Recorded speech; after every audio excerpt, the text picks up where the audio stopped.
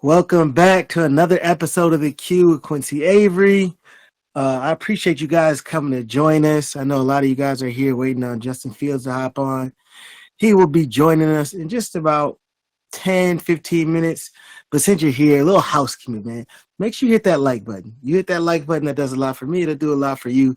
The people of On Amp will love it. But let's get to our open. All right. We talked a lot this year about the NFL draft. We talked about the order. There's a lot of things going on throughout this season where people are talking about who's going to be drafted where. People are talking about Will Levis, him being the first quarterback. And I just want to go and let you guys know that there was a show we had 4 weeks before the draft. And this is when Will Levis still had all the hype of the hype. Everybody was talking about him being the next surefire elite quarterback, this, that, and the third. And I told you guys the exact order that the picks were going to go in. I said Bryce would go first. I knew he was going first overall, especially after the Chicago Bears and Carolina Panthers trade happened. Bryce going first. CJ Stroud would be the next quarterback off the board, and Anthony Richardson. Now, I was actually shocked. The reason that I was shocked is that CJ Stroud ended up in Houston Texans. CJ Stroud has the same agent as both actually Justin Fields and Deshaun Watson, David Morgetta. I didn't think that the team would have as many problems with that situation, like Deshaun being there previously, CJ being there now. I think that there's a level of professionalism between agents and coaching staffs, front office organizations that allows those relationships to really work, like that to be fine, those guys to be able to get along, allow David to be able to represent CJ and the Houston Texans and still want him. And they did. It was very obvious. Houston Texans went ahead and selected him. And then the next quarterback being off the board was Anthony Richardson. Anthony Richardson was someone who really started shooting up the draft boards a little bit late. And it's due to, I think, the production that we saw on the field did not always match the level of talent in which he has. Anthony Richardson, to me, has the highest upside out of anybody in this upcoming draft class. He's the biggest, strongest, fastest, biggest arm. Like, he has all the tools that would allow somebody to really be successful. But I definitely understand, and CJ and Bryce were my 1 and 2 quarterbacks this whole time. Those two are safe picks. Those two can do things with the ball that allow them to play at any level, NFL, college. They can be elite in that way because they're so accurate.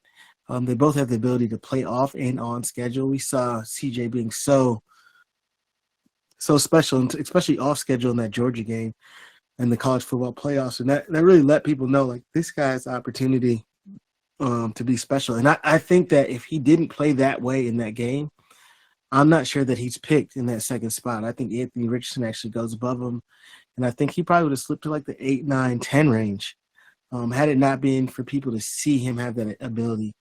And the thing that we'll always say in terms of the evaluation and scouting world is they just need to see that you had the capabilities to do it, and they can draft on that. And that's what he did. But you're listening to Quincy Avery. You're listening to Q with Quincy Avery. We got special guest Justin Fields, who's going to be joining us in just a minute. But I do want to talk a little bit about some of the features in this app. This is AMP. I want to let you guys know you guys can go to the chat feature. You can let us know any questions that you may have. You can throw them in here. I'll try and ask Justin as many questions as you guys can get to.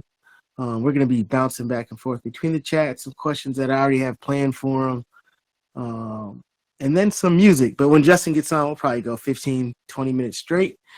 But we're going to take a quick break. When we get back, I'm going to talk about some of the free agent additions, some trades that happened in the NFL. And then after that, we got Justin Fields joining us. I will give you guys a quick song, and this is a little different vibe. What's going on? I'm back. This is Quincy. I want to talk a little bit about some of the offseason moves that have kind of shocked me throughout this offseason.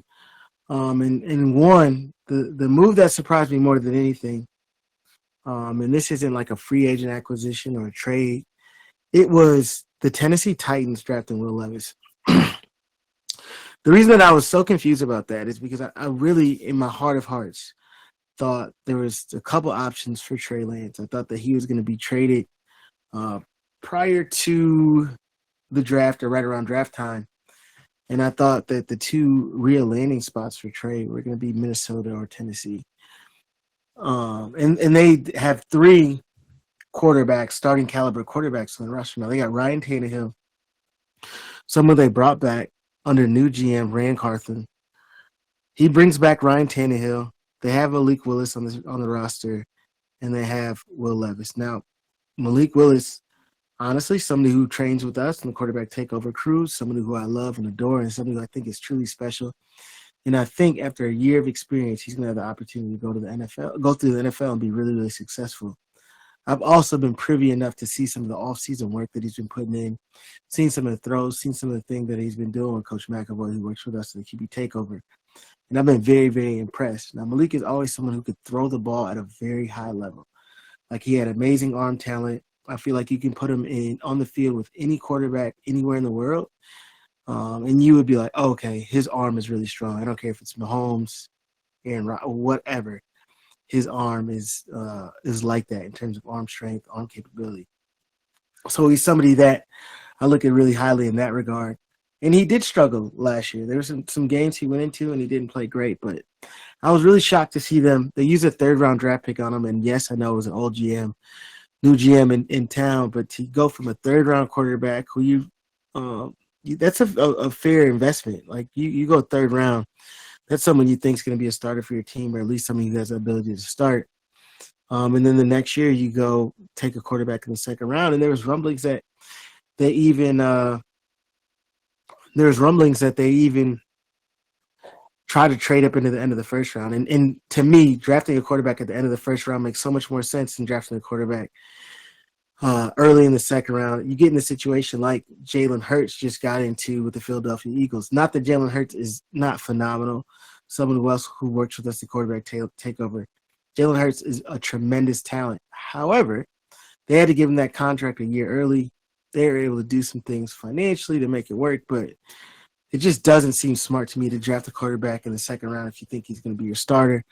But anyway, they got Ryan Tannehill, Malik Willis, Will Levis on the roster. That doesn't seem like something that's going to be it's going to work out great. I think they're going to have to get rid of one of them because it's really hard to keep three quarterbacks on the active roster. You can only have 46 guys who dress out every game day, so you got the 53 and then 7 who are inactive. And you can't put any of those guys on practice squad, so you think, are they going to try and trade one of those guys? I also thought about like a Ryan Tannehill for Trey Lance trade straight up. That would have been really, really interesting to me. That's something that's not going to happen. But Derrick Henry is someone who is very much so on the trade block. I'm not sure how public knowledge that is, but Derrick Henry is someone who could find himself on another team really, really quickly. He's in a sell high type move, and that'll be really interesting. And then the other thing that really shocked me about this offseason is a number of running backs that were drafted in the first round. We had 2. It's been a long time since we had 2 running backs drafted in the first round. I don't know if it's something that will really ever happen again. You did have 2 unique guys, and the reason I say they're unique is because they have such high capable in terms of receiving threat. These guys both can really run routes, and we're talking about Bijan Robinson and baby Alvin Kamara, Jamar Gibbs. But those are 2 guys who have the ability to go outside wide, play the wide receiver position. They can do a lot of things there that make them really, really special.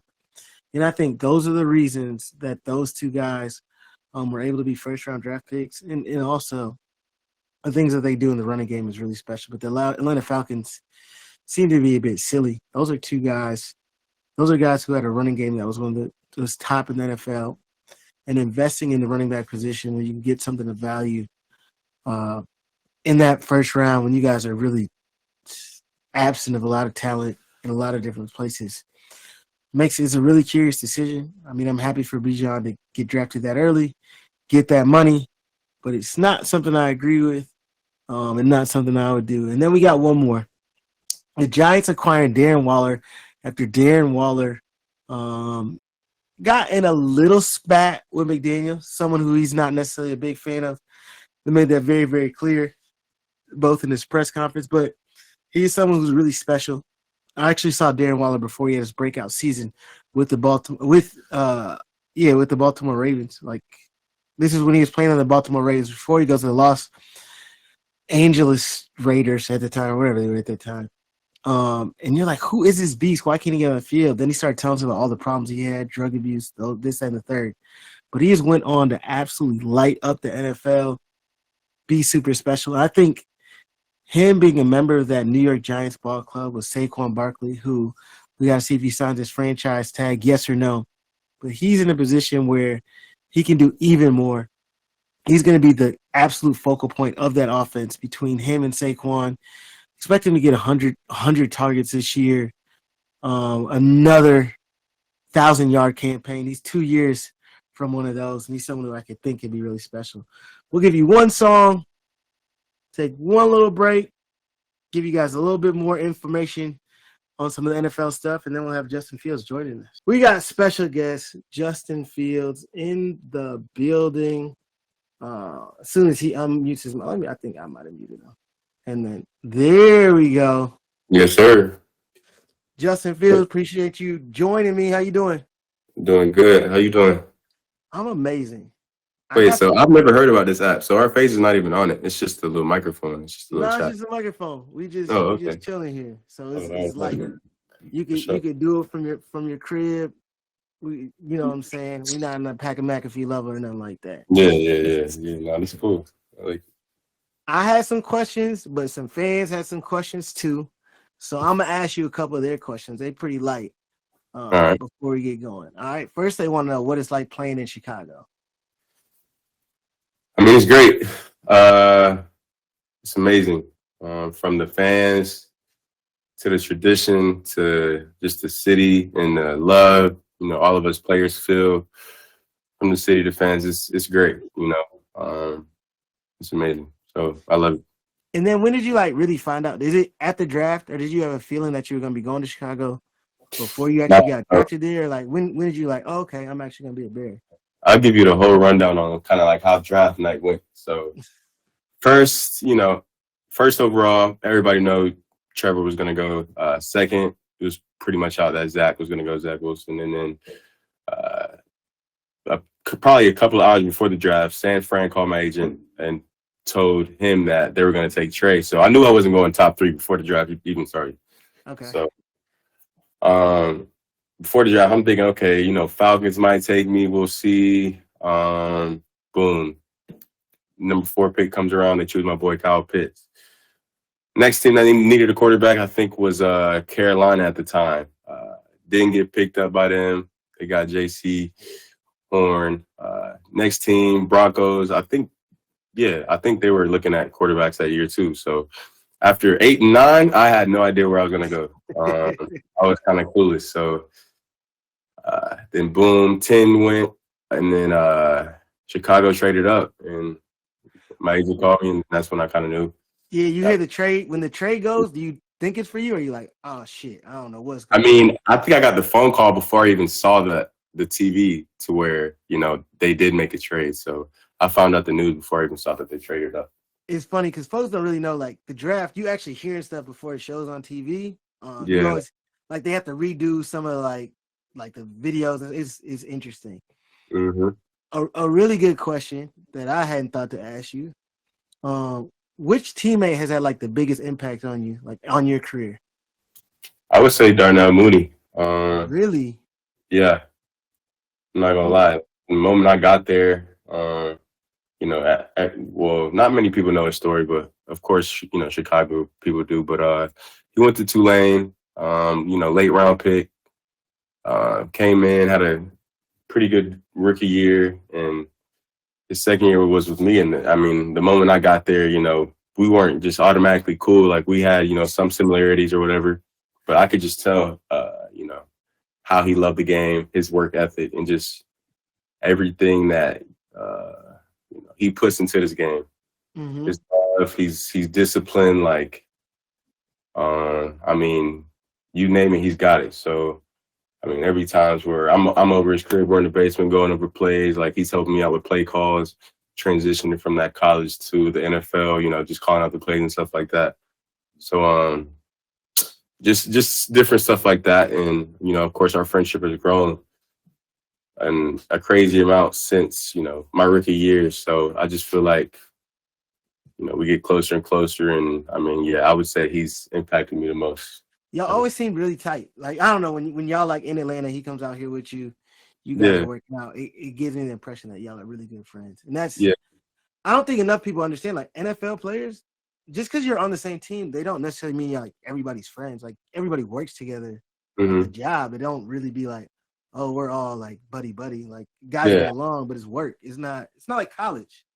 yeah, not for sure. Of course, different guys have families they gotta go, so you're really not hanging out everybody on the team outside of the facility. So, you got your guys that you hang out with the most. And of course, you try to get to know everybody on a personal level. So you want to do that outside of the facility. But yeah, I mean, most teams, most places, you get, cliques of guys that hang out outside the facility. But other than that, you see your teammates in the facility. So, yeah. What was the biggest transition as you kind of came from college to NFL? Like, you were one of the most successful quarterbacks ever to play at Ohio State. Like, well, how Mhm. do you make that transition from Ohio State to the NFL? Yeah. I would just say, I went to Georgia, Ohio State. You're playing with pretty much every game, in the NFL, you're playing a team that's just as talented as you or more talented than you. So every week, it's a game, it's a matchup. Where in college, you have some certain games where you just know you're going to win the game, no matter how good or bad you play. Just because of Y'all just got more talent. Like, Ohio exactly, State versus yeah, Western Kentucky State, they don't have a chance. exactly. So I mean, just that, and definitely the mental part of the game is definitely. I guess you have to really just be in depth and really be in tune with, the OC, your playbook, what, the defense is going to do, what their tendencies are on third and fourth down. So just, a lot more studying and stuff like that. And then one big change for me was calling plays in the huddle, kind of like what I talked about earlier with how Mm-hmm. Mooney would just have me in the basement. But yeah, so college, I mean, you getting straight signals off the sideline, so you getting a whole play call, a signal from the sideline. But NFL, boom, got to get the play call on the headset, repeat it to everybody, know the cans and stuff like that. So I think that was one of the biggest things for me too. Yeah, these folks wouldn't even know what a can was talking about if you started talking about it here, so they just Yeah, get confused. So we saw in the media, like, you talked to Aaron Rodgers, right? So I know the answer to this, but is there like a Rolodex, or how do pro players get other pro players' numbers so they can contact them and kind of pick up stuff? And I think that it's cool because he ran your offense the year before, right? So, but how do yeah. y'all get in touch? And then is it weird in terms of talking to him to kind of start that conversation? No, not really. I feel like from the first moment I ever like encountered, Aaron after we played through my rookie year, he seemed like a cool dude. We had a couple of guys from Green Bay come to our team last year, and I mean, they said he was an awesome teammate. Our OC was at Green Bay, and I mean, another thing, he was an awesome teammate. So, I kind of knew, he was a good guy, he was a cool guy, and I kind of liked, just his swagger on the field and stuff like that. But I really just got his number from our OC. I just asked him for it, after the game. I think after the first or second time we played him this past year, and then Mm-hmm. yeah, I haven't hit him up too much, so I know he's busy right now. So hopefully I get to talk to him before this upcoming season a little bit more. Here. Never mind. I was gonna ask you something else about that, but all right, cool. Got a couple more questions before we get you out of here. Let me pull this up real quick while I'm out here playing. Oh, so when you look back at like Ohio State now, some of the guys you see coming up, do you help them recruit, or how does that work? No, not really. I think the last recruit I ever talked to was Dylan Raiola, and I think he just committed to Georgia. So he Isn't was that up. funny? Yeah, that's funny. It's crazy, but yeah, he was up there for the spring game, so I went up there, talked to him, talked to his family and stuff like that. Great kid, of course, super talented, great family too. And but I don't really help them recruit that much. Of course, I helped recruit CJ, Mm-hmm. but that was really the last kind of recruit that I helped him with. Man, if I was Ryan Day and Corey Dennis, we'd be on your line every night. You'd be tired of us. I mean, Corey texts me every now and then about, some recruits or, some trainers that I've might have worked with or something like that. And I was just asking me certain questions like that, but nothing crazy. crazy. Yeah, nothing too crazy. All right, only a couple more. When did you realize you were special? Like, I've had the opportunity to see you since you were young. I feel like the first time we did a workout, like 7th, 8th grade. I'm like, oh, he can throw the shit out the ball. But you're like a little chubby kid, you know what I'm saying? Everybody knew you were talented, but when did you know, like, oh, I'm really that guy? I'd probably say, I don't know. I feel like it was different stages. If I'm being honest, like high school, like my goal coming out of high school before I got offers was just to be a walk-on somewhere. So I'm just trying to get to that point. And then boom, my junior year comes around. My sophomore year, I had a, up and down year. So it was like, okay, this and that. I'm switching out places with the starter. Then my junior year comes around and I remember the first drive of the first game. I threw a deep touchdown. It was like a seam ball, boom. And I mean, ever since then, it was really take off from there. And then, my goal is just continue to get bigger and bigger. And I got a few offers and stuff like that. So I just started, growing and growing and growing. And then I think just as much, I don't know, the longer my career went, the more my goals changed. Because even when I was, going to college, I was focused on school a lot. Like, I just wasn't set in my mind, like, oh, I'm going to, be a first round draft pick, going to make it into the NFL. So I was trying to, focus on school, do that stuff. And then, the better I got, the more comfortable I got in college and stuff like that. And then, I think that's when you kind of know it's just, you're a guy. So. That's wild to me because I know how smart you are. Like, I know, like, I don't know if people know how much you talk, like how much personality you have, but I get to see it. And you're super smart to me. So it didn't seem like school would be something you had to focus on super hard. But after your junior year, Elite 11, right? Mm-hmm. It was you, Trevor, and everybody was always talking about you, Trevor, this and the third. Watching you throw the ball, and this is no athleticism, like just doing that for a week, to me, was like, oh, he's definitely a first rounder.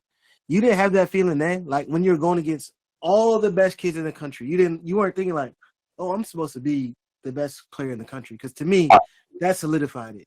Yeah, nah, for sure. I think at the time when you're, like ranked that high already in the recruiting rankings or whatever, of course you're thinking that you should be ranked number one and stuff like that. But I feel like in high school I wasn't really thinking about the NFL. I don't know. I mean, it might have came like here and there, but I was thinking about college, like high school up to that point. You feel me? So I'm thinking about what I'm about to do in college. Like I gotta, do what I need to do, go crazy in college. So to get me to get to that point to where I'm, thinking about that. But yeah, probably not till like the end of my sophomore year in college was like, oh yeah, I'm about to be a first rounder. But it was just like I never so, yeah. I mean, when we were throwing that day, it was me, you, Dwayne, and Deshaun. Yeah. And you were throwing as good as both those guys. And I knew they were both, you know what I'm saying? They were pretty much locked up. I mean, Deshaun in the league already. Yeah. But to me, I was like, okay. All right, I'm gonna ask you one more question. Okay. Chicago Bears trade their first overall pick to Carolina. That obviously to me shows Poles has a ton of faith in you. Head coach has a ton of faith in you. Like, what does that do to you in terms of like going into the offseason, going into this next year? Like, does that make you feel like I got more responsibility, or is that like how do you kind of internalize something like that? It's just I mean, for me personally, Poles, Coach Flus, they've been straight up and forward with me the whole time. And I think, we all have a pretty good relationship in terms of, communicating, being honest with each other.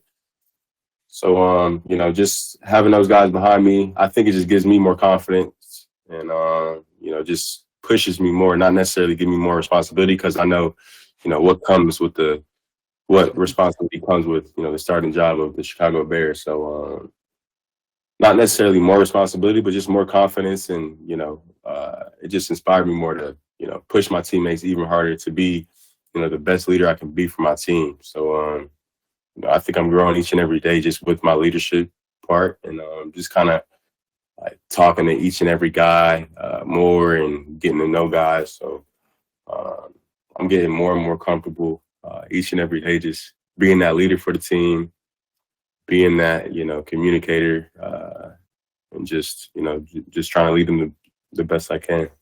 For sure. And that's something I think comes with more experience, and you got that.